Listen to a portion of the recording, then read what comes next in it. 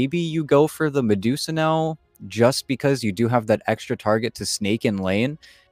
But this is an interesting pickup because you're picking it into Winter Wyvern, another hero where as soon as you summon that boar, you're going to be another target. So I wonder what we're going to actually see out of Brax's skill build, but it's intriguing. But I don't know if I'm necessarily all for it because, again, you're also picking it into this Wyvern hero. It just doesn't feel good versus Wyvern because those curse targets, it's so easy for you to save. And here's the Medusa.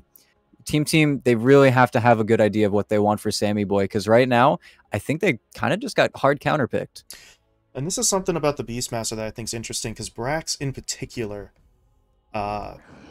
falls into not a trap, not a pitfall, so to speak. Those both sound a little bit too harsh, but he has a tendency in some of those offlane heroes, if the opposing side sort of leaves him alone, he is very often tempted to just stay in that bottom lane, keep pushing it out, keep farming, and sometimes that works. Sometimes you end up with an offlaner who is incredibly farmed, and on a Beastmaster, good things could happen there. But we've also seen from TeamTeam and back when he was on 4Zoomers, sometimes he ends up sitting in that bottom lane, getting a lot for himself, but in a situation where his teammates may have wanted him to be more active instead. So it's something that we've seen Brax do a handful of times. It's something that can certainly be a concern here with the Beastmaster pick. If NoPing are willing to just kind of leave him alone, then you need to make sure that your Beastmaster is sort of on point and making those rotations in, especially considering with this lineup, he constitutes a massive amount of your actual lockdown. So if he's not involved, the rest of the lineup is going to sort of struggle to get into those fights and really find pickoffs efficiently. And that's where we're really going to need Team to step up on their teamfight execution because, like you mentioned, Beastmaster, he's going to be great, but he is a majority of your lockdown. That's going to be the liability that this Phoenix is going to be for your team now, where he is going to be in those awkward positions. He's going to be a little bit further with his egg because otherwise, NoPing have a remarkably easy time of killing that egg. Medusa and Winter Wyvern, just them alone, will probably be able to focus you down if they aren't having their hands tied. As well as now that you have this Beastmaster, you have to have a good lane. You have to get away with something because you look at your mid laner and sure, this puck is going to be able to supply damage for maybe the first 15 minutes of that game, but that's when we get into the Witchblade timing, that's when we get into the Blink Dagger, and that's where I really feel like you're going to struggle to kill this Snake, and if you're not setting kills up on her, we're going to see them trying to pick up a hero for Oscar, and I do like both the Timbersaw and the Tidehunter taken out from Team, but I really am struggling to find their targets. I do like the Beastmaster if I can give it a little bit more respect versus the Tiny because it allows you to have that really easy kite where those boars are incredibly obnoxious. You have vision for his jump, and if you can punish Dark Mega when he goes in, Tiny is one of the easiest heroes to punish, where if you don't find your targets, you don't kill him instantly, you really hate to exist in those spaces, especially versus the puck. If really Rioya isn't forced to show, if he can save his coil until after Dark Mega commits and you're still alive on Team on someone, that is a disaster for NoPing. That's where you have to see Angel run in with the Stone Gaze, try to save everybody, get everybody out. But we'll have to see because I feel like a lot of this game is going to fall to those team fights. And now you pick up the Legion Commander, which gives you that buy-to-buy, gives you that heal, and the direct save versus both the Coil and the Beastmaster Roar. I really like this hero. It's a hero that's picking up a lot of speed, specifically in those South American squads. Yeah, the popularity of the LC does seem to be sort of going up, and to be honest, it really is more for the utility than anything else, but you do always have to sort of take into account, especially sort of later on in the game if things go well, that LC turns into a significant damage dealer and is always a source of that sort of single target lockdown. So you've got defensive capabilities and a hero that can initiate much in the same way that Team's Beastmaster will be looking to. So it really feels like NoPing have put together something pretty good here, and none of this is even taking into account if they are finding some of these picks, as Team closing things out with the Faceless Void, alright, but if NoPing do find the picks, they've got a bounty. The track gold is going to make things so much more difficult for Team. You can't lose fights. You can't just take that sort of 1-for-1 or 2-for-2 trade-off, because if you do, with that track gold, you will be losing out on money every single time. Yeah, and that's where, as well, with all of their heroes, they don't have an easy way to cleanse this. You're going to need to buy those Yule Scepters, those Lotus Orbs, several items, and then you can be a little bit more confident. But we've seen it before, specifically with NoPing and that Dark Mago Tinker that wasn't able to, unfortunately, win, but was very interesting to watch. Where now this Tiny is going to have the ability to make those easy jumps where if you get tracked up and you don't respect it for a few seconds, the Tiny is that perfect hero to make that split-second decision along with the secondary playmaker now coming in from Oscar. While you have this save for when TeamTeam want to get aggressive on you, it's very telegraphed when TeamTeam want to get aggressive. They have those 60, 70-second cooldown abilities. And if Oscar's positioning is good around his teammates, you are going to be able to walk out of a lot of these fights because, again, their lineup up until either the very early game or that early mid game is going to have a very big lull in damage where it's not really coming from anyone. We don't see the Hoodwink, we don't see the Lion, we don't see the Ancient Apparition. There's no big catalyst for actually finding the burst damage in these fights, where with this Faceless Void pick, I think TeamTeam, they kept with their creed, with their ideals, where we just have team fight, team fight, team fight.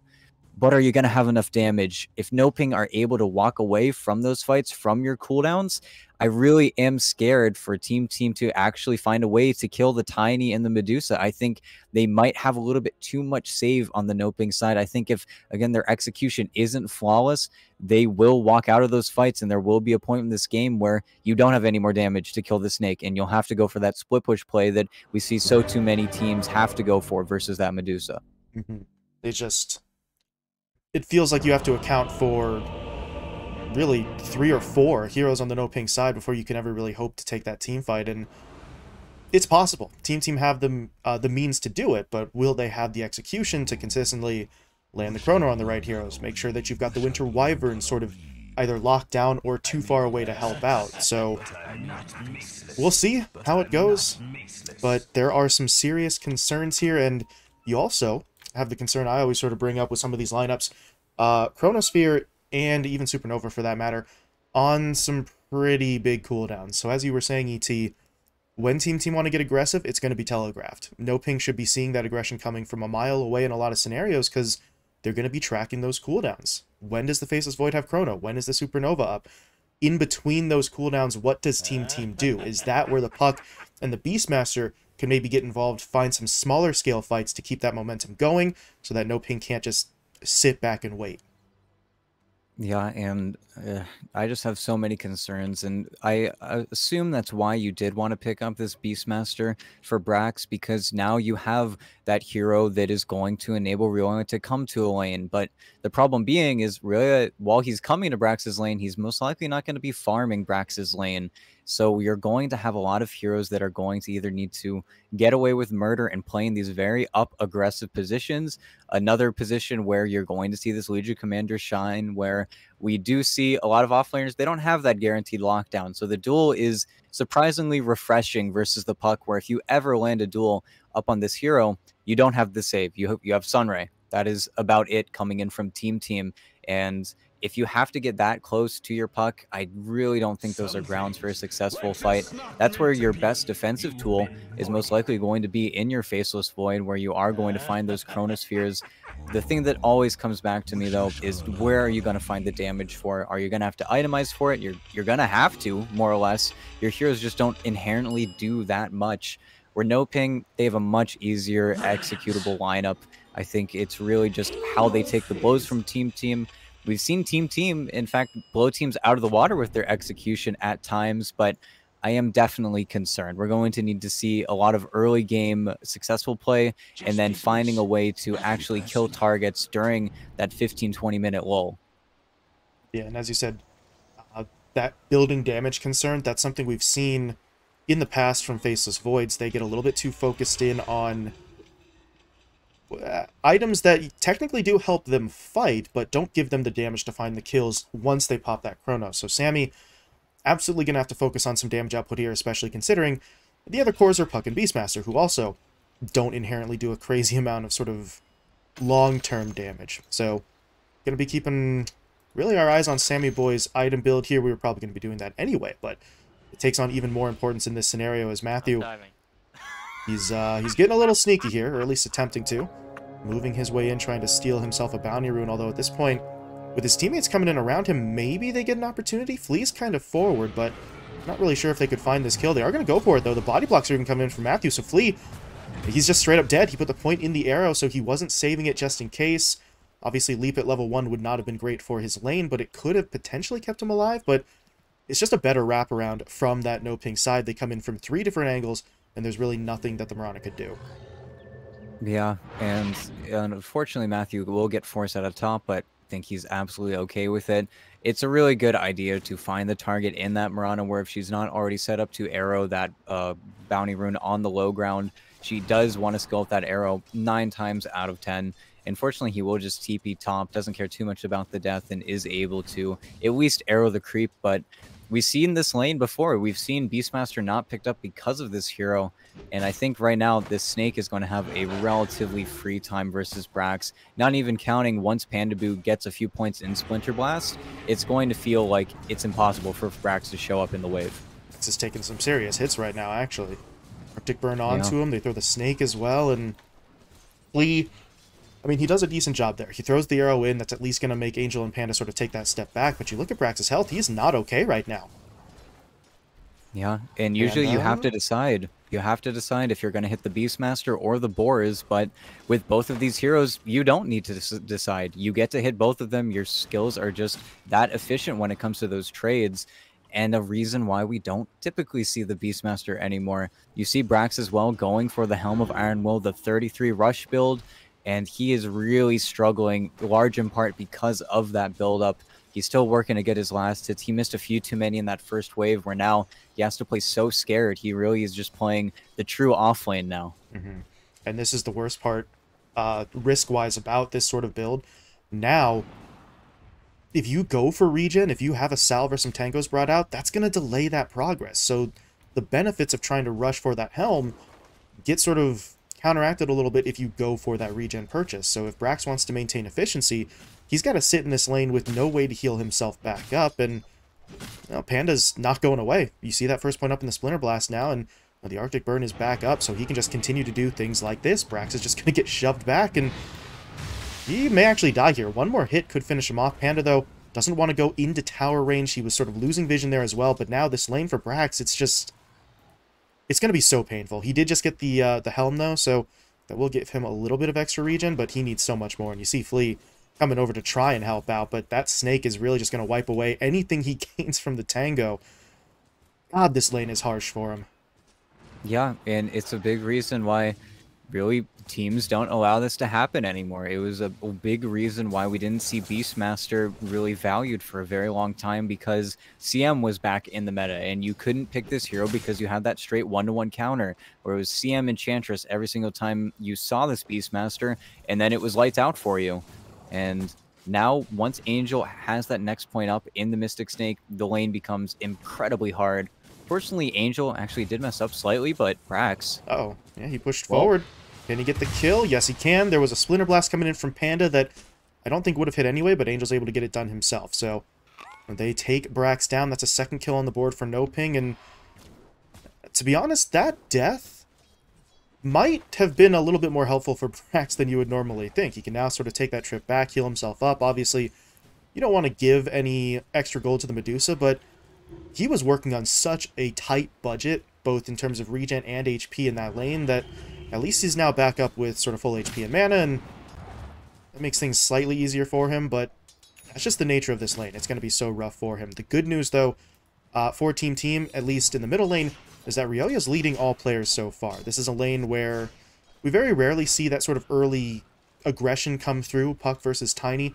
Both heroes just going to be looking for farm, looking for experience. They'll make their rotations later on, so at least TeamTeam have that to fall back on, and some decent farm for Sammy. Not fantastic. He's behind pretty much all the cores on the NoPing side, but if you are under this much pressure in the top lane, just okay is going to be okay, obviously, for them in the other side lane.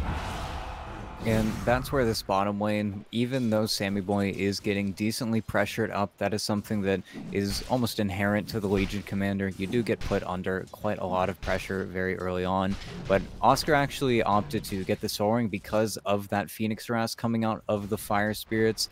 Of course, he is always able to purge it off. Nothing ever feels too risky, but it does delay up those phase boots where we typically see Legion commanders get those phase boots, and then the enemy safe laner needs to pretty much leave the lane at that point. The hero just becomes way too efficient, and Matthew actually might be just dead here. Just TP top, actually. He's going in. Dream Coil down on it too. Matthew, meanwhile, does go down on the bottom lane, but up top is where the larger fight's going to break out. Angel taking down Panda. No Cold Embrace, so he can't even delay this, as he will be taken down. And Team, I mean, they felt their timing. Ryoya hit 6, TPs immediately, and unfortunately, the sort of counter maneuver from Dark Mago did not come. He was prioritizing the farm in that jungle instead, trying to go for that Blink Dagger, but while he's out of the lane, the puck just sort of slips away, and Team pick up 3 kills. And that's where you can almost guarantee that TeamTeam and Brax are saying, hey, this Medusa, she's really far up in the wave. She's playing really far away from her tower. And that's something that Medusa naturally does when you are constantly Mystic Snaking, especially when you want to try and land it on the boar, on the Beastmaster. You're constantly pushing that wave into him. And that is a hole that they 100% exploit there. You have Ryoya getting that level advantage, farming a little bit more efficiently than Dark Mago. So, of course, he's going to go for that rotation. And it's exactly what he needs to do. If he can start to snowball his game, if he can pick up that Witchblade sooner than when he really would run out of damage, and actually Dark Mago got arrowed, but I don't think there's any way they can really kill him here. Yeah, he should be tanky enough to survive that, but you see Team, they're looking for opportunities. That's what just got them those 3 kills across the map a few moments ago, so they are on the lookout. Speaking of on the lookout, Matthew gonna give a swipe over to Flea. Panda's coming over here as well. Bit of a repeat of that first blood play back at the start, but this time Flea a bit better prepared, and this time he has backup as well. They pop down the dust. Here comes Ryoya. Matthew is looking for the deny, but Ryoya, no, not gonna let that one happen. Only a level 1 Waning Rift, but he's still able to get in there for the kill. They even get the D ward down, but Dark Mago does now finally make that rotation, moving into the south side jungle, running into IX Mike, so that's largely going to end up as a 1-for-1 trade, and now we're starting to see a little bit more of that aggression from the Tiny. He's still not up to that Blink Dagger just yet, but we were talking about the puck's rotation being what Team needed. Now NoPing needs similar performances out from their Tiny. Yeah, and that's where you have to constantly be afraid. If you are this Mirana in Phoenix, you really are going to be Dark Mago's #1 targets, and going for this build on Dark Mago, no phase boots, no wand components. He is just immediately rushing for that Blink Dagger, something that we've seen him done several times in this tournament, and that's where he can feast on your supports. We don't see Dark Mago typically miss with his rotations once he gets that Blink Dagger, and he is coming at a breakneck speed. This is going to be a 9-minute Blink Dagger, maybe latest, unless something catastrophic happens. Yeah, he's just going to have so much burst damage. If they don't have Fairy Fires, I think they're just going to die.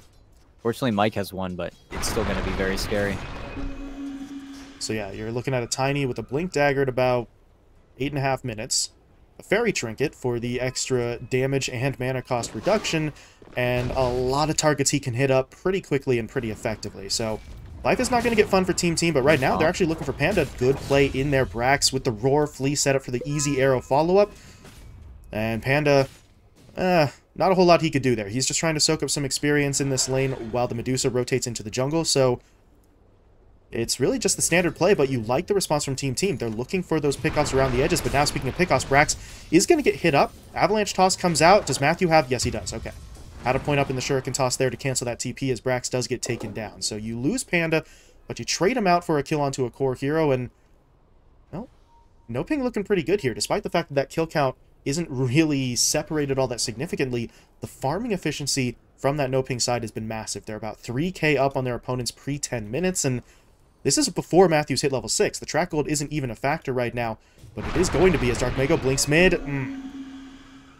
Faster reaction from Ryoya. Very nice, yeah. And the big difference is where we see Oscar just absolutely pull ahead of Sammy Boy. He's leading by about 1,000 gold, and there's nothing that he can do. With the Phoenix, it's just counterpicked. The Spirits don't really do that much. He isn't able to trade efficiently in this lane. Oscar even goes for more lane-winning items, picks up some raindrops for himself if that puck ever wants to come over. And Matthew, he's going to get coiled. Doesn't realize there's a sentry there until it's too late. Oof. That's the risk you run, though, with a bounty hunter, right? Every once in a while, you're going to walk somewhere where there's already detection, and Coil does get used, so Matthew will fall, but at least that coil now can't be thrown out against a more valuable hero, as Darkmago's going to make his move. There's that Avatos right onto Flea, and as you mentioned, ET, with these supports in particular, that combo is enough for the kill in and of itself. There's really no sort of follow-up play afterwards that he needs, so Darkmago's going to try to feast on those situations as he now goes into the river, looking to fight for the rune. They've got a Splinter. Well, that Splinter did not bounce anywhere other than the creep wave. That was a little weird, but it is going to force them back at this stage, and Matthew, meanwhile, actually got the real rune that spawned all the way to the north. So he had 4 heroes fighting in the river for kind of nothing, as no rune spawned there, and now Matthew's on the hunt. Double damage rune. I don't really think he can find a kill here, but he can at least get vision for his teammates. Has to make sure, though, that he's not walking into sentries, as Flea did just set one up there. So doesn't really look like there's going to be too many opportunities for this bounty hunter to go to work, unless maybe he could wrap mid, jump in mid, get the shuriken down with a blink play from the Tiny, but he doesn't have any mana right now on Darkmago, so doesn't really look like it's going to come to much. But at least the bounty keeps the DD rune out of the enemy's hands. And fortunately, Brax, playing with that 10-minute cart, was able to claim that top tower.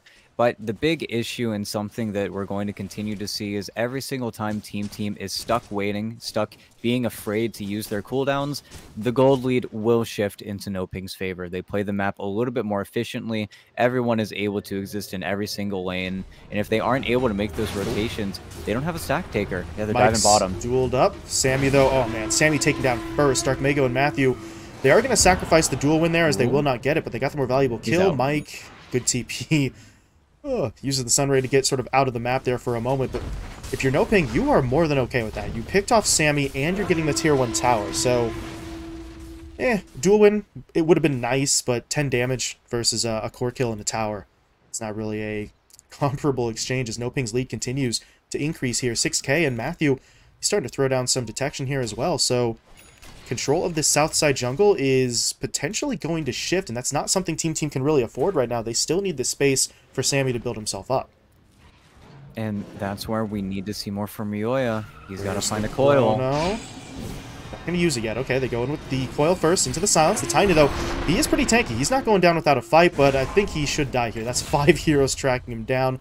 You did see Oscar go in there for a brief moment, trying to get the press the attack down, but only so much that was going to be able to do in that situation. Good play from TeamTeam. They recognize opportunities, and they pounce on it. Speaking of which, Matthew going to get hit up in the middle lane, but there we go. They need the further detection. The dust will be thrown down, and they should be able to find that one. Panda now needs to be careful as well. He's clipped by the roar, but press the attack in from Oscar, just going to shut that one down. So they get Panda away, but 2 heroes taken out. TeamTeam looked a little rough for them in that fight down bot, but they're able to respond pretty quickly.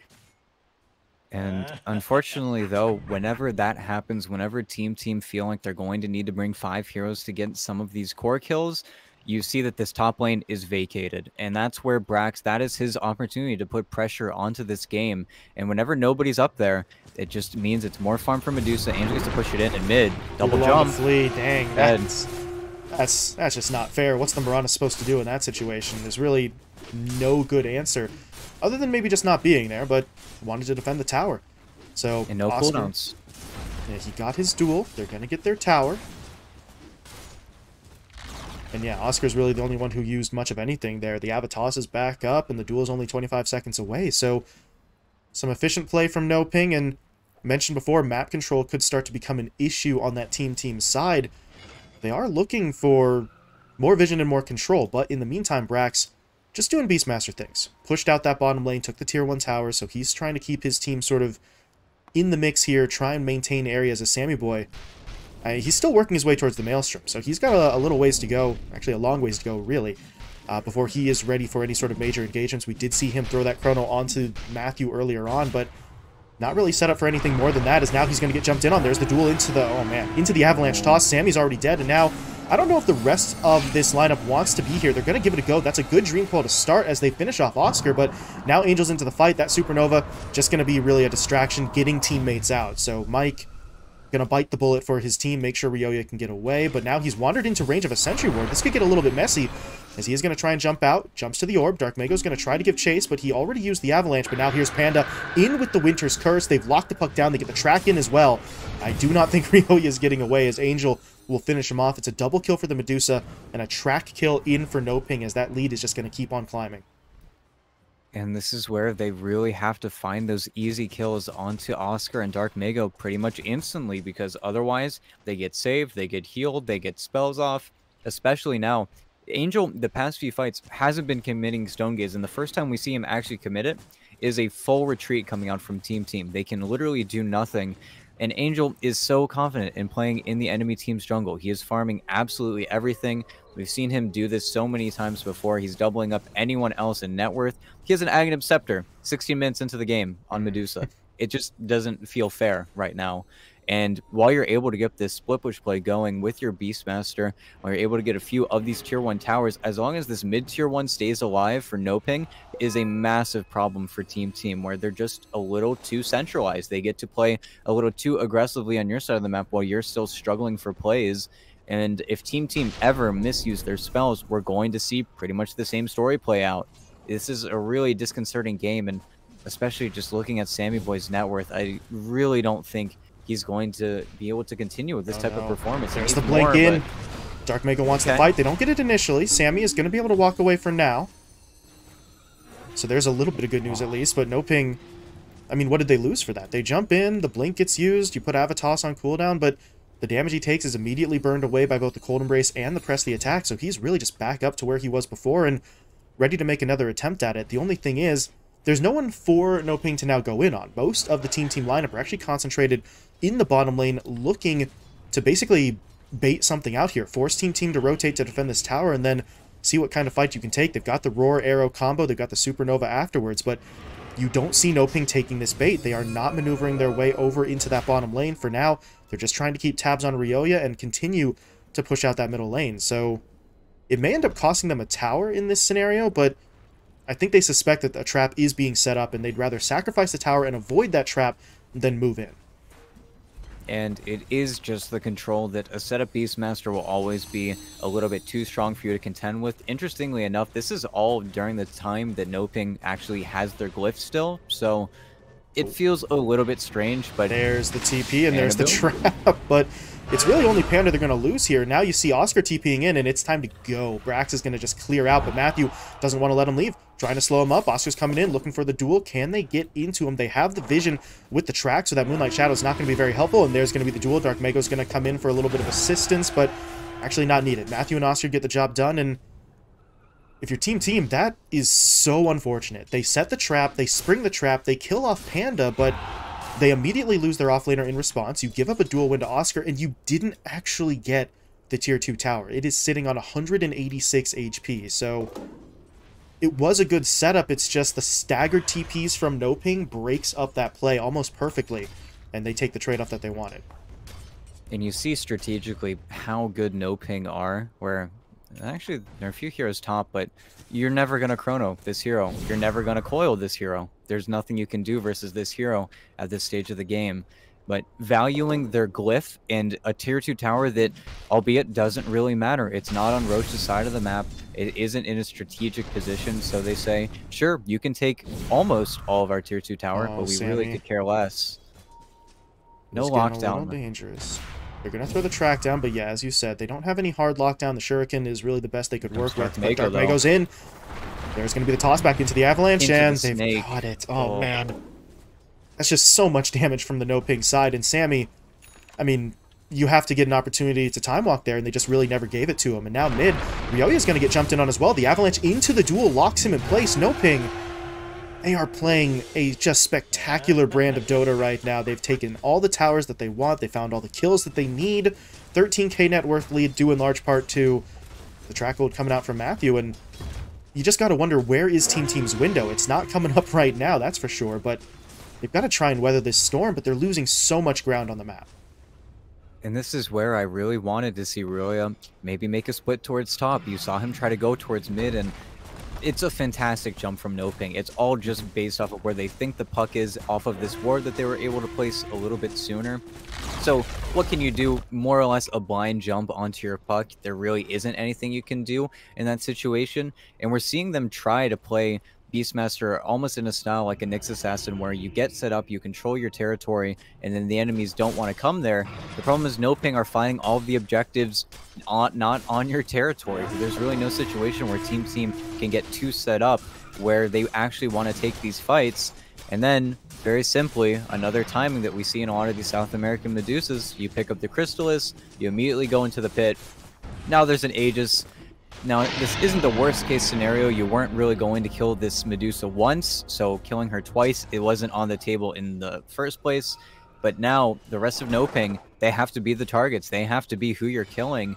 But I'm just not seeing very much net worth, very much levels, very much XP. Nothing's really being gained on the TeamTeam side at nearly the rate that everyone on the NoPing side is able to pick up. It's really disconcerting. You even see Matthew TPing back just to put the track onto Rioya, where now Rioya has to play completely differently because there's that threat of the Tiny, of the Legion Commander.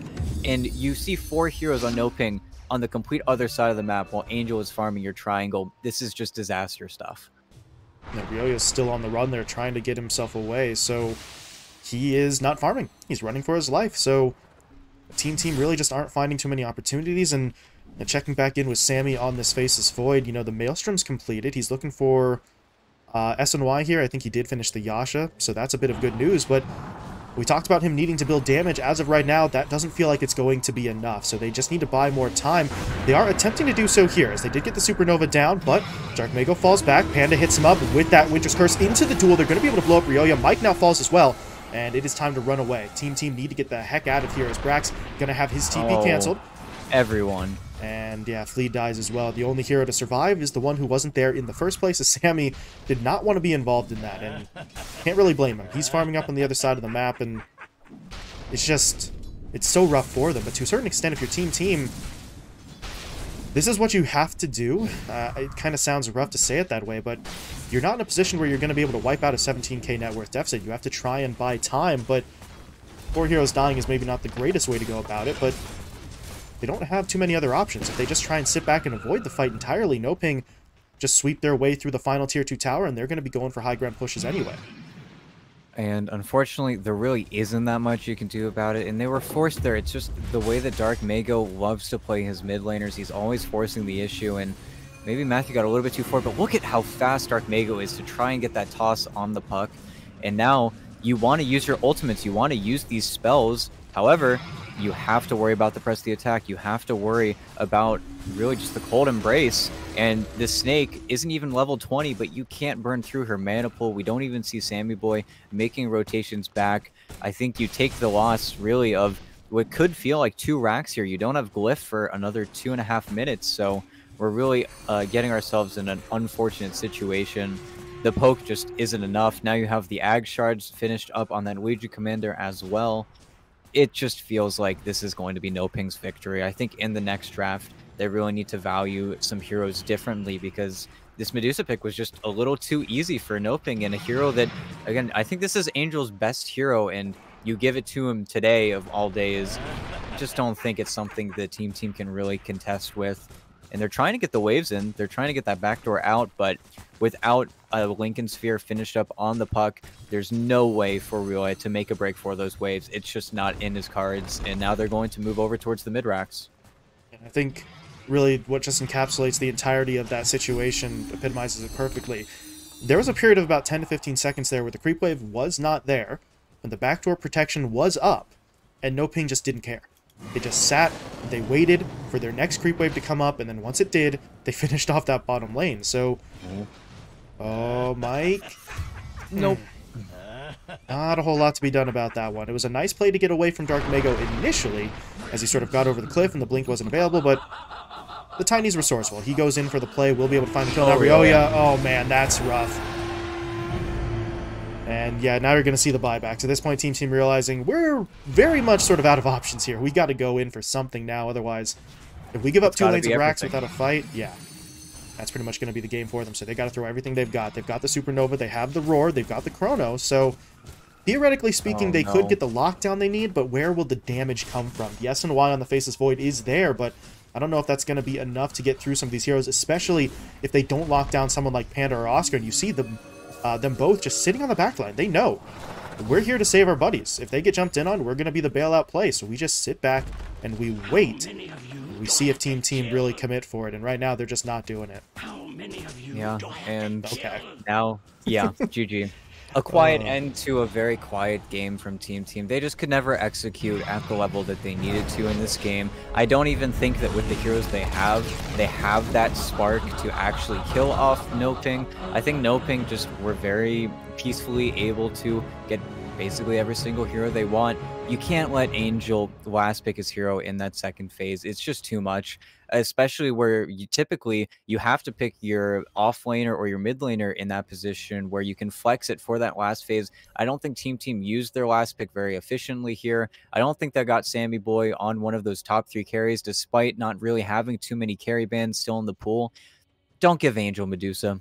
Team Team can definitely take a game off of NoPing. We've seen them take games off of Undying. I think that if every single player on their team is firing on all cylinders, they can definitely get something going here. But strategically, this was quite the blunder from them. I think now you're guaranteed to be in the lower bracket. I think if they lose this next game, they'll be the guaranteed last seed coming into that bracket. But just get one more game of Dota. Let's play some Dota. Get a good game. I know they can take a game off of NoPing if everybody is really playing out of the ballpark, but got to see something more from Team Team. Yeah. Just playing some Dota, boys. It's forget about the seeding, forget about all that. That's out the window. Just play yourself a good game. Whoopsies. Sorry about that. Moved us into the lobby a little bit too fast, but just wanted to point out the stat line there. 4-1 for Angel, 8-1 for Dark Mago. So ET, as you were sort of mentioning, don't let Angel play Medusa. Or, if you are going to let Angel play Medusa, then at least don't let Dark Mago get put on someone like his Tiny. Someone that can be that sort of aggressive playmaker to create the space for the carry. So, it's just a situation where I think Team Team had a plan, but NoPing were just so significantly better in that draft that they kind of shut it down almost right away.